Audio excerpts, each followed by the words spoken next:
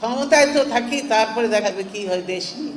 এই দেশ দিয়ে আর কি দরকার? আমরা যতদিন পারি থাকি, লুটে পুটে খাই দাই, আরাম করে থাকি, তারপরে দেশ নিয়ে আমাদের কোনো চিন্তা নেই। চেয়ারে বসেছি এমন শক্ত করে ধরে রাখতে হয় না। ওই আজকে কি নিয়ে একটা অ্যাড দেয় না, কি ফেভিকল নাকি একটা আঠা, ফেভিকল লাগাই বসে গেছি, কাজেই এখান থেকে আর উঠছি না, নড়ছি না।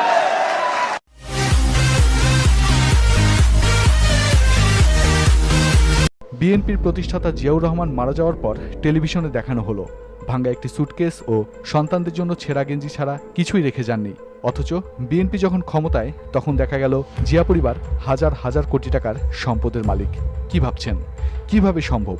আর হলেও সেটা কোন আলাদিনের চেরাগের মাধ্যমে? চলুন বিষয়টি নিয়ে একটু ময়নাতদন্ত করা যাক। 2001 থেকে 2006 দেশের ইতিহাসের সবচেয়ে বেশি দুর্নীতিগ্রস্ত সময়। এ সময়ই দেশ পরপর 5 বার দুর্নীতিতে চ্যাম্পিয়ন হয়।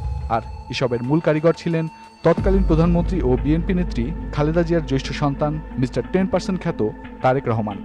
সাবেক রাষ্ট্রপতি ও প্রধানমন্ত্রীর পুত্র হওয়া ছাড়া তার আর কোনো যোগ্যতা, বিশেষভাবে শিক্ষাগত যোগ্যতা না থাকলেও দেশের রাজনীতিতে দুর্বৃত্তায়ন এবং রাষ্ট্রীয় ও জনগণের সম্পদ লুণ্ঠন দুর্নীতির প্রখর বুদ্ধিমত্তা।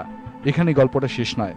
হাওয়া ভবনের পরিচালক হিসেবে তারেক বেআইনিভাবে মন্ত্রীর চাইতেও বেশি রাষ্ট্রীয় সুযোগ সুবিধা ভোগ করে মাতে লুটতরাজ আর চাঁদাবাজির মহোৎসবে। পাশাপাশি দেশব্যাপী ক্যাডার, সন্ত্রাসী, বিশেষত উগ্রবাদী জঙ্গিদের আশ্রয় প্রশ্রয় ও উস্কানি প্রদান এবং সুটকেস ভর্তি টাকা নিয়ে সৌদি আরব, মালয়েশিয়া গমন ছিল তার কাছে রীতিমতো ডাল ভাতের ব্যাপার।